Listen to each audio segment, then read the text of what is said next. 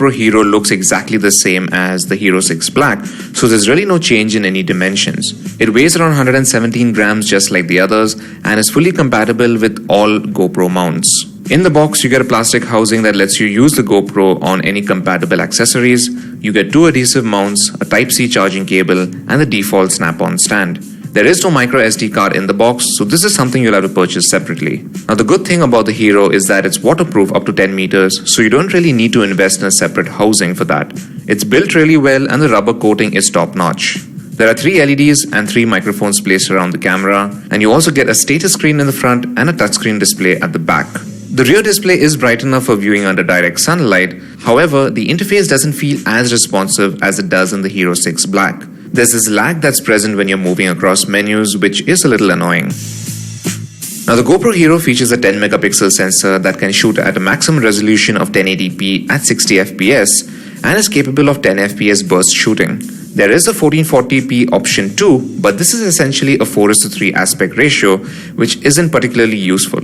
It has retained some of the important features like voice control, video stabilization, support for quick stories, and fast charging via an optional accessory.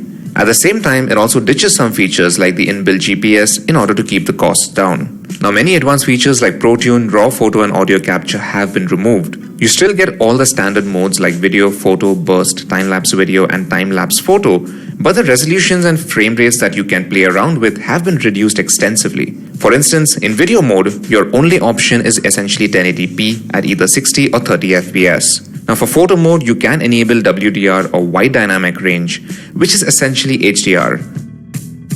While this helps brighten up the shadow areas while still maintaining good exposure for the brightly lit portions of the image, the final photo tends to have slightly subdued colors.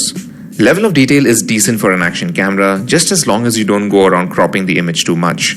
Time-lapse videos can once again only be shot at 1080p resolution, but the interval is restricted to only 0.5 seconds, which is quite limiting. Now video quality is good when there's ample natural light. Colors are vibrant and the light metering is handled very well. The stabilization works decently well too when shooting at 30 fps, and 60 fps videos are smooth with a steady frame rate. In low light, the footage gets a bit noisy, although it still manages to capture decent dynamic range. Audio quality is just about average here, which is what we've come to expect from such type of cameras. The GoPro Hero has a 1220 mAh battery, which is the same as the Hero 6 Black. In our tests, with Wi-Fi switched off, we managed to shoot continuously at 1080p resolution for about 1 hour and 52 minutes on a single charge, which is not bad. The new GoPro Hero has been priced very similarly as the Hero 5 Session, which sounds great at first since you finally get a GoPro with a display for the price of a Session, but it doesn't necessarily make it the better pick. Now the new Hero has the upper hand thanks to the bigger battery, rear display, HDMI out, etc., but at the same time has very limited shooting modes and you're pretty much stuck to a 1080p resolution. The Hero 5 Session on the other hand might have a weaker battery and no display, but it does support 4K video resolution and has more shooting modes and a much smaller size. Sadly, it seems as if GoPro is phasing out the Session series of cameras as it doesn't seem to be listed on its website anymore. If you've been longing for a full-size GoPro and don't mind the limited shooting options, then the Hero is your best bet. On the other hand, if you still want more control over the resolution and better features at the same price, then the Hero 5 Session is still the better pick if you can